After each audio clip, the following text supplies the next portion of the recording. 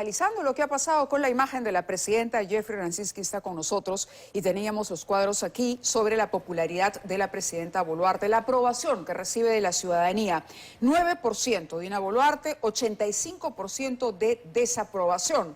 Alberto Otárola, 9%, 74% de desaprobación. Pero el ranking que destacábamos es esta lista de personajes. Jeffrey, muchas gracias por acompañarnos esta noche. Positivos y negativos. Empecemos con los negativos porque sobre los positivos también hay que hacer alguna reflexión. Pero Dina Boluarte aparece a la cabeza y con un porcentaje que la consolida en el primer lugar de lejos frente al segundo, 38%.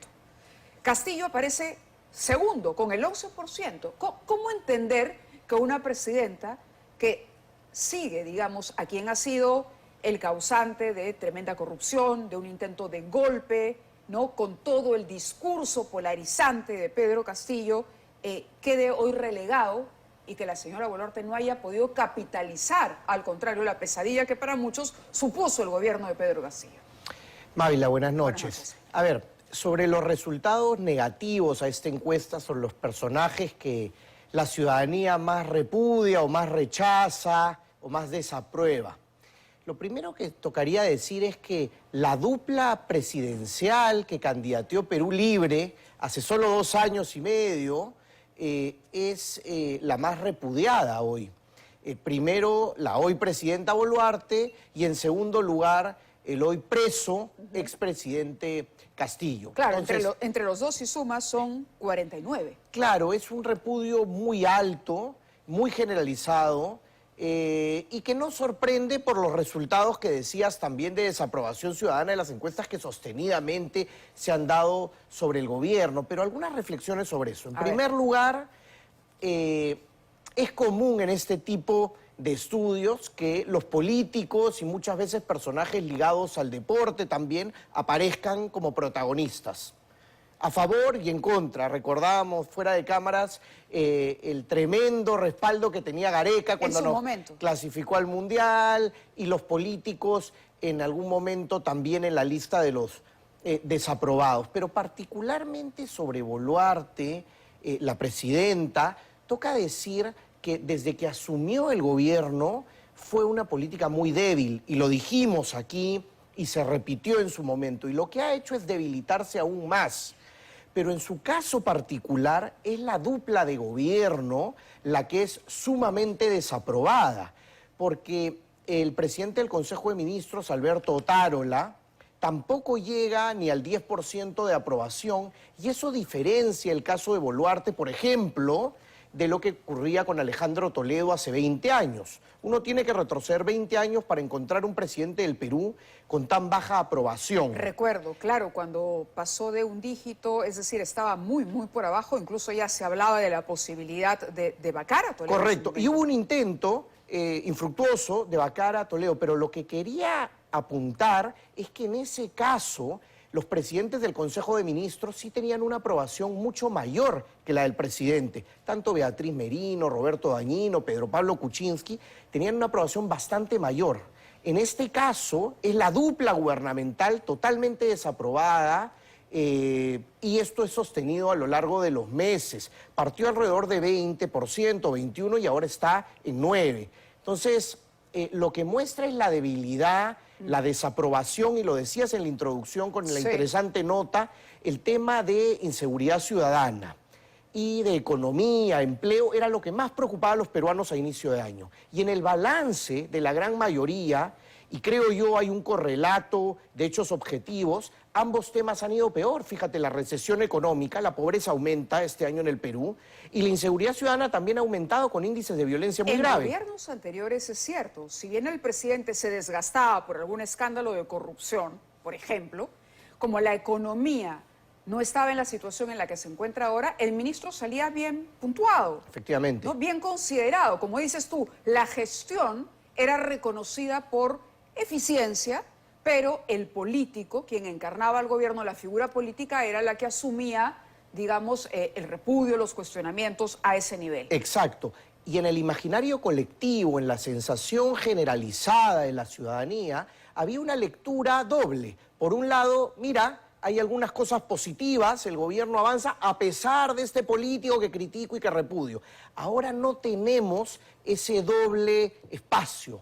Tenemos, digamos, una crítica más universal a la gestión del gobierno. Es el gobierno con todo lo que implica. La presidenta, el presidente del Consejo de Ministros, economía, inseguridad. No hay figuras que destaquen y que puedan de alguna manera ser una bandera que le sume activamente al gobierno en este momento. A ver, una válvula de escape también. Por ahora no la hay. No Ojalá la tiene. aparezcan. No hay algún ministro que destaque, por ejemplo, y que pueda lucirse frente a otros o generar algún tipo de empatía frente a otros, cosa que ha ocurrido en otros gabinetes. Así es. Que has tenido figuras destacadas. Así es, pero lo que ocurre ahora es que algunos ministros que podrían estar haciendo gestiones aceptables o incluso destacadas, quizá, no son conocidos por la gran mayoría de peruanos.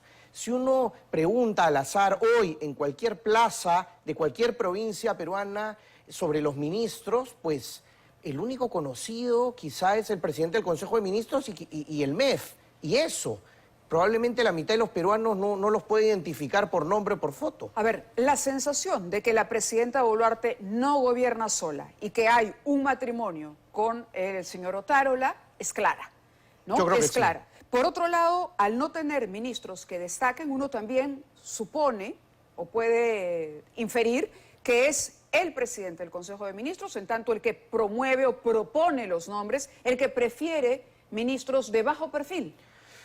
Es una hipótesis razonable, correcto, pero quizá para sumar otra hipótesis, sí, podría darse también una convergencia de otros factores. Por ejemplo, la dificultad de convocar o reclutar en un contexto como el actual a, digamos, profesionales, políticos, técnicos, cuando uno ve que en el Ministerio de Educación o del Interior ya pasaron 4 ministros en un año. En el del Interior nosotros hemos conversado aquí con por lo menos 2 que fueron convocados, ¿ah?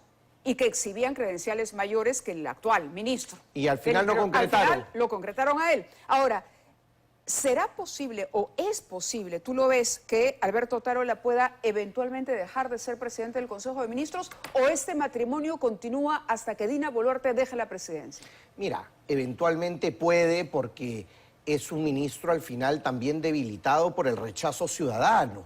Pero la paradoja que se da en este momento es que mientras sigan caminando de la mano el Congreso de la República y el gobierno, no hay mayor riesgo. Fíjate que solo ha habido una censura ministerial en Interior.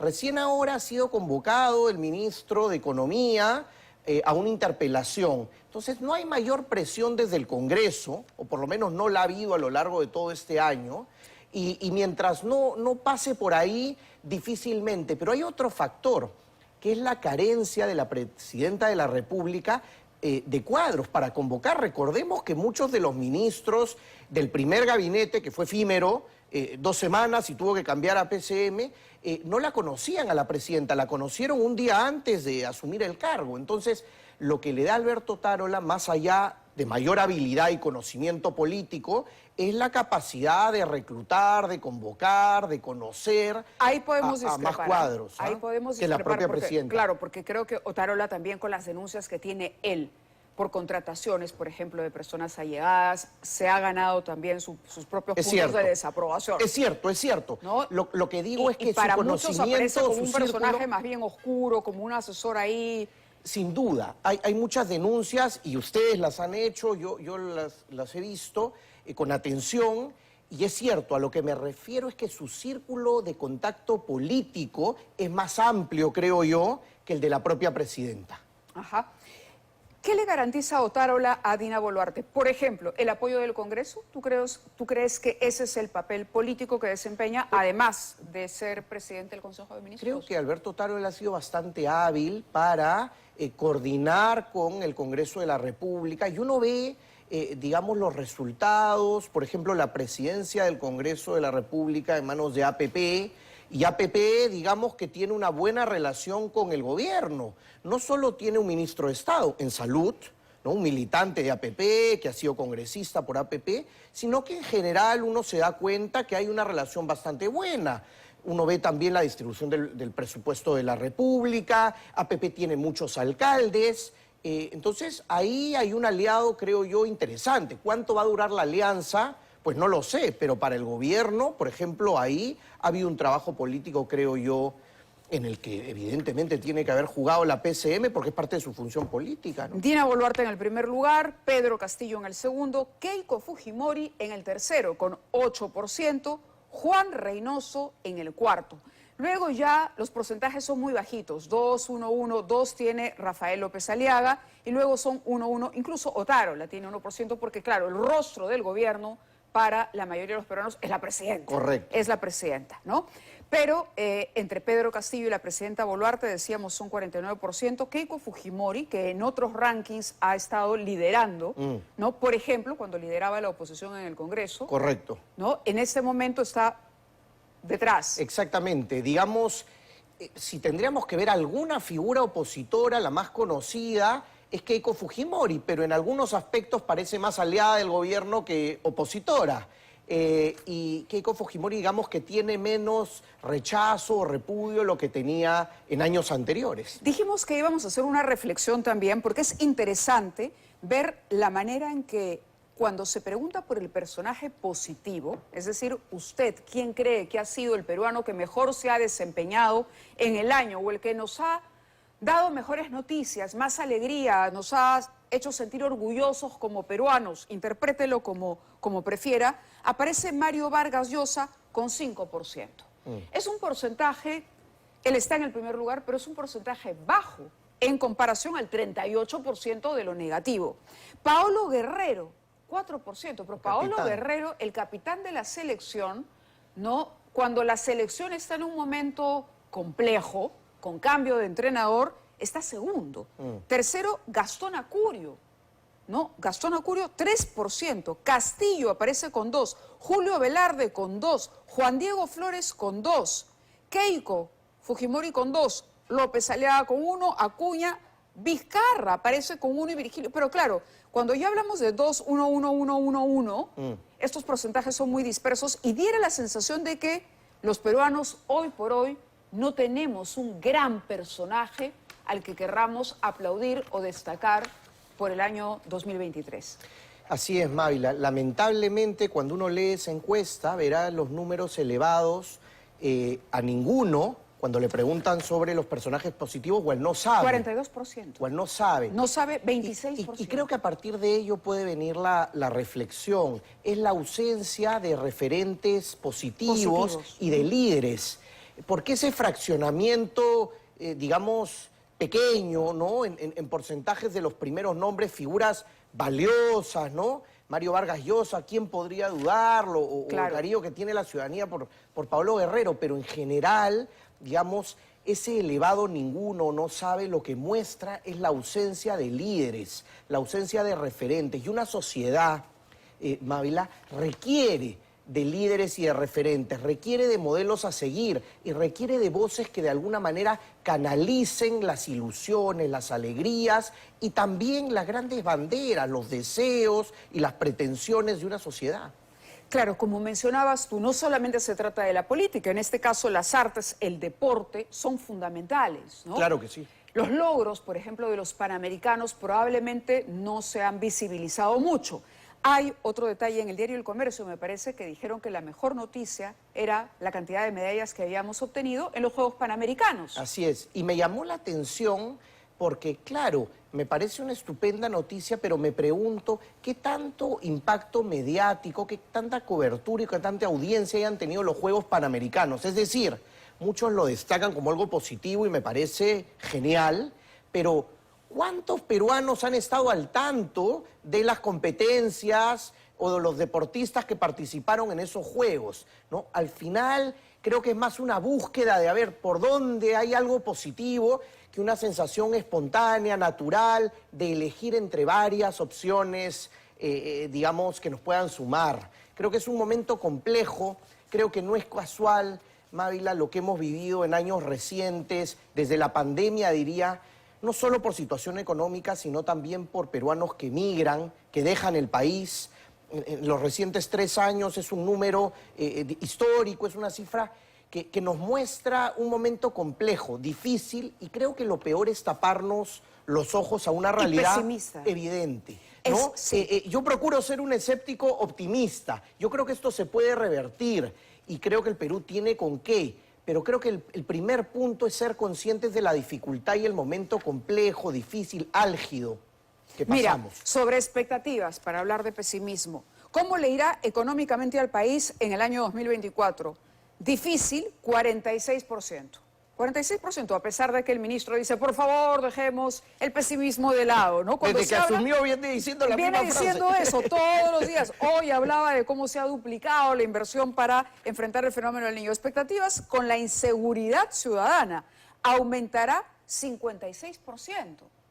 Hoy, 56%. Es decir, cambio de ministro, anuncios, decretos legislativos que hemos conocido. Estados de emergencia que no sirvieron. De emergencia, y la gente cree, más de la mitad considera que este problema de la delincuencia nos está ganando, le está ganando al Estado. Y que va a ser incluso peor el próximo año.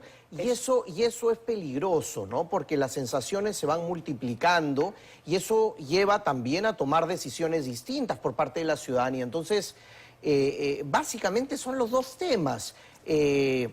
Inseguridad ciudadana y el tema económico, el bolsillo. Evidentemente hay muchos más, la salud, la educación, sin duda, pero las dos grandes banderas son esas. Y ambas han ido mal este año. Entonces, ahí debería estar el foco para centrarnos y mejorar, mostrar aunque sea un avance concreto en los próximos meses. ¿Cómo debería leer el gobierno, para no quedarnos en la crítica? ¿Cómo debería leer el gobierno de Dina Boluarte estas cifras? Me pongo a pensar, si consiguiera, por ejemplo, un ministro del Interior, ¿no?, que obtenga buenos resultados, que logre golpes, extradiciones, con empatía en la población, fácilmente podría revertir esto. Yo creo que sí, pero tiene que ser un equipo.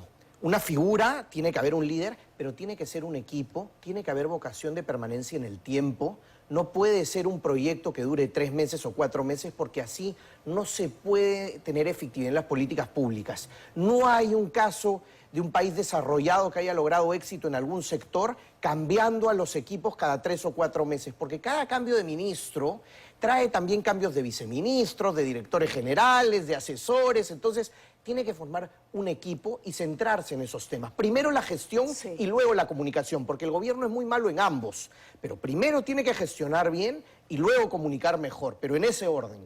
De acuerdo. Ahora, Dina Boluarte, decías, Dina Boluarte no ha logrado consolidarse como figura política.